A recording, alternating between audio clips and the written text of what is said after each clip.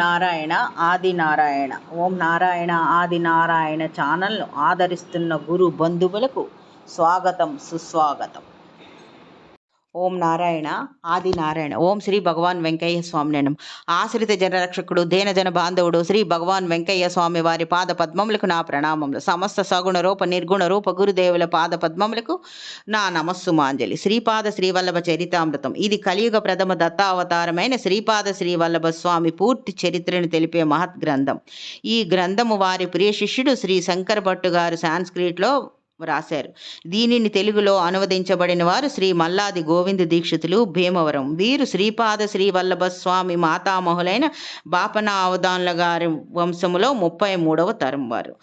దత్త జయంతి సందర్భంగా ఈ మహత్ గ్రంథంలో వివరించబడిన దత్త అవతారముల స్మరణ మరియు దత్త అవతారముల ఆవిర్భావం ఒకసారి స్మరించుకుందాం. శ్రీ ఆంజనేయ స్వామి సమర్థ సద్గురువైన శ్రీ షిరిడి సాయినాథునిగా అవతరించుట మొదలగున లీలలో ఇప్పుడు స్మరించుకుందాం. 16 సంవత్సరముల వయసులో శ్రీపాద శ్రీవల్లభ స్వామి తమ అవతార కార్య నిర్వహణ నిమిత్తం తమ జన్మభూమి అయిన పిఠాపురం ఈస్ట్ గోదావరి డిస్ట్రిక్ట్ వదిలి తమ లీలా భూమి అయిన కురువపురంనకు వెళ్ళినప్పుడు జరిగిన లీలలివి. ఈ భాగంలో కలియుగ 3వ దత్తావతారమైన మాణిక్య ప్రభు ఆవిర్భావం మరియు శ్రీ మాణిక్య ప్రభువుల వారు తర్వాత శ్రీ మహాప్రభువుల వారు గోకర్ణ క్షేత్రం, శ్రీశైలం మరియు దివ్య లోకములకు వెళ్ళుట మొదలగునవి స్మరించుకుందాం. ఆంజనేయ స్వామి శ్రీపాద శ్రీవల్లభ స్వామితో ఇలా అన్నారు. ప్రభు, మీరు పద్మావతి వెంకటేశ్వరులకు అభిన్న స్వరూపులను వింటిని. మీ ఆరాధన తెలిసిన వైష్ణవ స్వామిని కూడా అనుగ్రహింపుడు.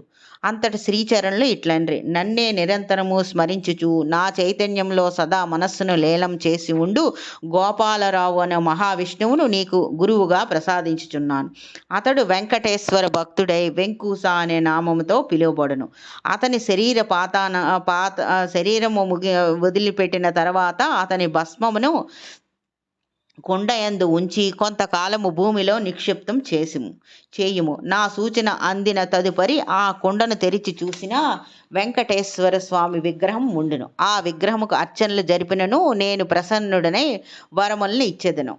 అంతటా హనుమ జానకి మాతతో ఇలా అన్నారు. అమ్మ, మీరు ప్రేమ పురస్కారముగా ఈ బిడ్డ ఎందుగల వాత్సల్యముతో మాణిక్యహారం ఇచ్చిరి. దానిలో ఎక్కడైనా రామనామం ఉందేమో అని బద్దలగొట్టి చూసిన లేదని గ్రహించి ఆవల పారవైచితిని. ఈ మహా అపరాధముకు నన్ను క్షమించవలసింది అని ప్రార్థించాను. అంతటి శ్రీచరణులు ఇట్లండ్రి. దైవ సాన్నిధ్యమున కారణము లేని కార్యం జరగదు. ఆ మాణిక్య హారమును నేను భద్రం చేసి ఉంచితిని. ఆ హారం దత్తస్వరూపమే. సందేహమేలా, నాలో ఉండి ఆత్మజ్యోతి చేత ఆ హారమునకు ప్రాణం కల్పించబడింది.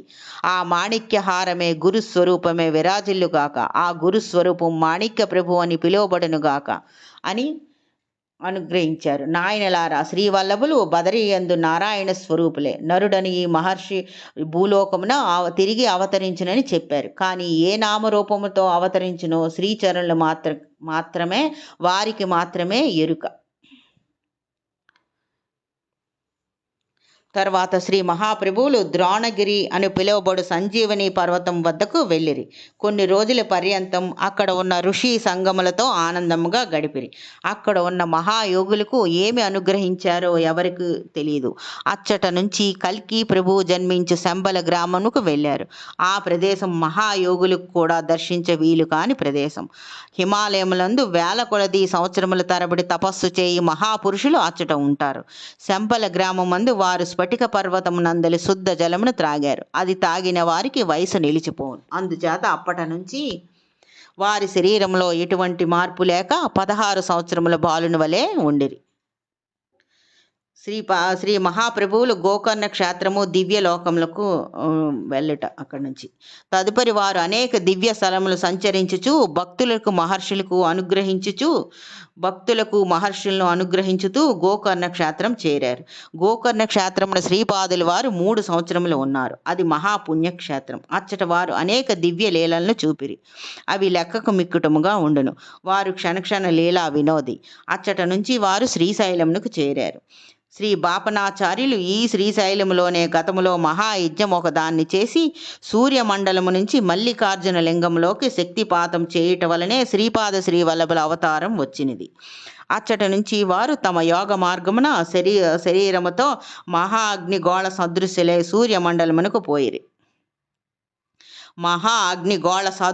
సూర్యమండలమునకు పోయిరి. అచ్చట నుంచి ధ్రువ నక్షత్రంలోనికి, అచ్చట నుంచి సప్తర్షి మండలంలోనికి, అచ్చట నుంచి ఆరుద్ర నక్షత్రమునకు పోయి తిరిగి శ్రీశైలమునకు 4 నెలల తర్వాత వచ్చిరి.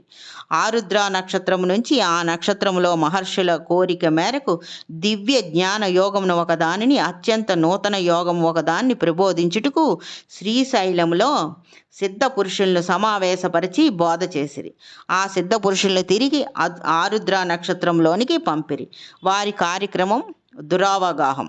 వారు అనేక కోటి బ్రహ్మాండములకు ఏకైక ప్రభు. కొంతకాలముకు వారు కురుంగడ్డ అనే దివ్య స్థలమునకు చేరిరు. కురువపురమునకు చేరిరు. ఓం నారాయణ. ఆది నారాయణ.